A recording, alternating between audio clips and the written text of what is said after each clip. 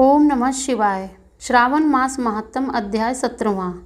श्रावण मास की अष्टमी को देवी पवित्र रोपण, पवित्र निर्माण विधि तथा नवमी का कृत्य है।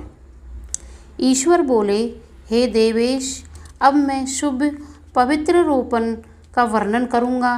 सप्तमी तिथि को अधिवासन करके अष्टमी तिथि में पवित्र को अर्पण करना चाहिए। जो पवित्र बनता है उसके पुण्य फल को सुनिए। सभी प्रकार के यज्ञ, व्रत तथा दान करने और सभी तीर्थों में स्नान करने का फल मनुष्य को केवल पवित्र धारण करने से प्राप्त हो जाता है, क्योंकि भगवती शिवा सर्वव्यापिनी है। इस व्रत से मनुष्य धनहीन नहीं होता, उसे दुख, पीड़ा तथा व्याधियां नहीं होती, उसे शत्रुओं से होने वाला भय भी नहीं होता है और वह कभी भी ग्रहों से पीड़ित नहीं रहता है। इससे छोटे बड़े सभी कार्य सिद्ध हो जाते हैं। हे वत्स, मनुष्यों तथा राजाओं के और विशेष करके स्त्रियों के पुण्य की वृद्धि के लिए इससे श्रेष्ठ अन्य कोई भी व्रत नहीं है। हे तात, सौभाग्य प्रदान करने वाले इस व्रत को मैंने आपके प्रति स्नेह के कारण बताया है। हे ब्रह्मपुत्र, श्रावण मास के शुक्ल पक्ष की सप्तमी तिथि को अधिवासन करके देवी के प्रति उत्तम भक्ति से संपन्न वह मनुष्य सभी सामग्रियों से युक्त होकर सभी पूजा द्रव्यों, गंध, पुष्प, फल, अनेक प्रकार के नैवेद्य तथा वस्त्र धारण आदि संपादित करके इनकी शुद्धि करें। इसके बाद पंचगव्य का प्राशन कराएं, चरु से दिग्बली प्रदान करें तथा अधिवासन करें। तत्पश्चात सदृश वस्त्रों और पत्रों से इस पवित्र को आच्छादित करें। पुनः देवी के उस मूल मंत्र से उसे 100 बार अभिमंत्रित करके सर्व शोभा समन्वित उस पवित्र को देवी के समक्ष स्थापित करें। तत्पश्चात देवी का मंडप बनाकर रात्रि में जागरण करें और नट नर्तक तथा वारांगनाओं के अनेक विधि कुशल समूहों और गाने बजाने तथा नाचने की कला में प्रवीण लोगों को देवी के समक्ष स्थापित करें। तत्पश्चात प्रातःकाल विधिवत स्नान करके पुनः बलि प्रदान करें। इसके बाद विधिवत देवी की पूजा करके स्त्रियों तथा द्विजों को भोजन कराएं। पहले देवी को पवित्र अर्पण करें और अंत में दक्षिणा प्रदान करें। हे वत्स, अपनी सामर्थ्य के अनुसार कार्य सिद्धि करने वाले उस नियम को धारण करें। राजा को प्रयत्न पूर्वक स्त्री के प्रति आसक्ति, जुआ, आकेट तथा मांस आदि का परित्याग कर देना चाहिए। ब्राह्मणों तथा आचार्यों को स्वाध्याय का और वैश्यों को खेती का कार्य तथा व्यवसाय नहीं करना चाहिए। 7, 5, 3, 1 अथवा आधा दिन ही त्याग पूर्वक रहना चाहिए और देवी के ही कार्यों में निरंतर अपने मन में आसक्ति बनाए रखनी चाहिए। हे मुनि सतम, जो बुद्धिमान व्यक्ति विधान पूर्वक पवित्रारोपण नहीं करता है उसकी वर्ष भर की पूजा व्यर्थ हो जाती है। अतः मनुष्यों को चाहिए कि देवी परायण तथा भक्ति से संपन्न होकर प्रत्येक वर्ष शुभ पवित्रारोपण अवश्य करें।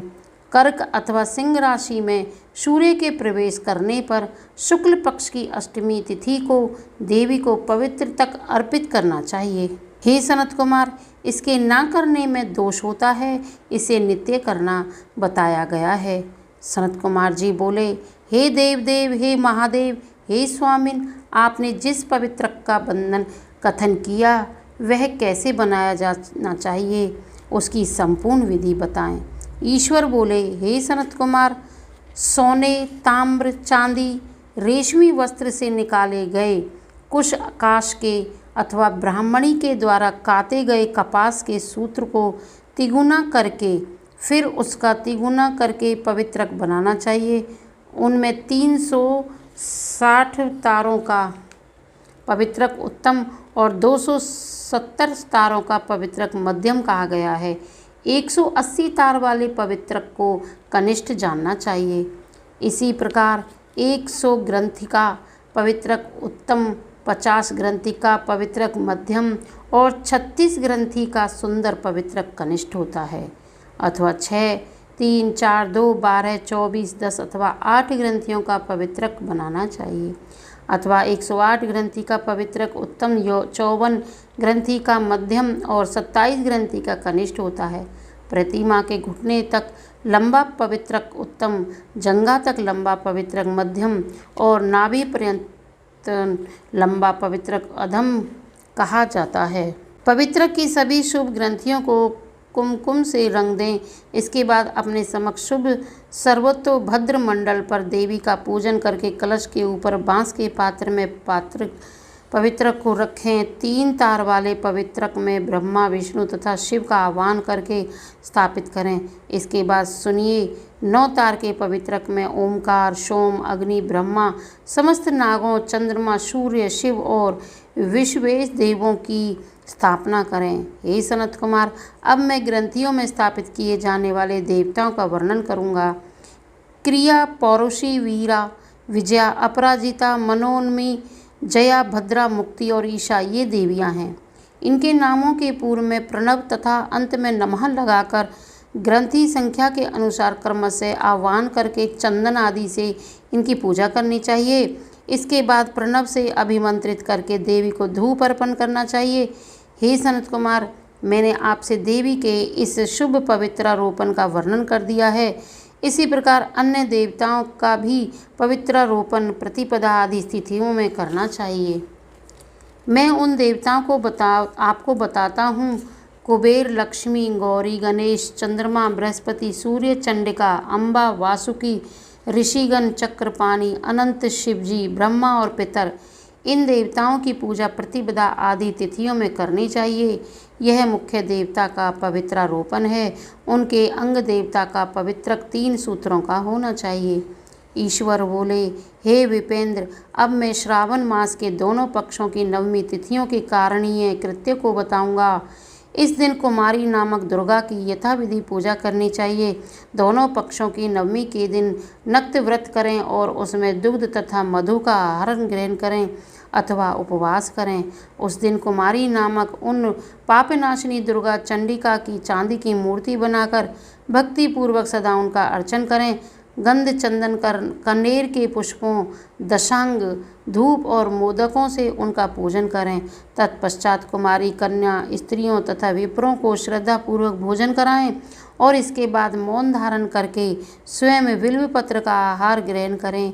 इस प्रकार जो मनुष्य अत्यंत श्रद्धा के साथ दुर्गा की पूजा करता है वह उस परम स्थान को जाता है जहाँ देव बृहस्पति विद्यमान हैं। हे विधि नंदन, यह मैंने आपसे नवमी तिथि का कृत्य कह दिया। यह मनुष्यों के सभी पापों का नाश करने वाला, सभी संपदाएं प्रदान करने वाला, पुत्र पौत्र आदि उत्पन्न करने वाला और अंत में उन्हें उत्तम गति प्रदान करने वाला है। बोलो ओम नमो शिवाय, ओम नमः शिवाय, ओम नमः शिवाय। इस प्रकार श्री सनत कुमार के अंतर्गत ईश्वर सनत कुमार संवाद में श्रावण मास महात्म्य में अष्टमी तिथि को देवी पवित्रारोपण नामक 17वां अध्याय पूर्ण हुआ। बोलो श्री शिवाय नमस्तुभ्यम, श्री शिवाय नमस्तुभ्यम, श्री शिवाय नमस्तुभ्यम।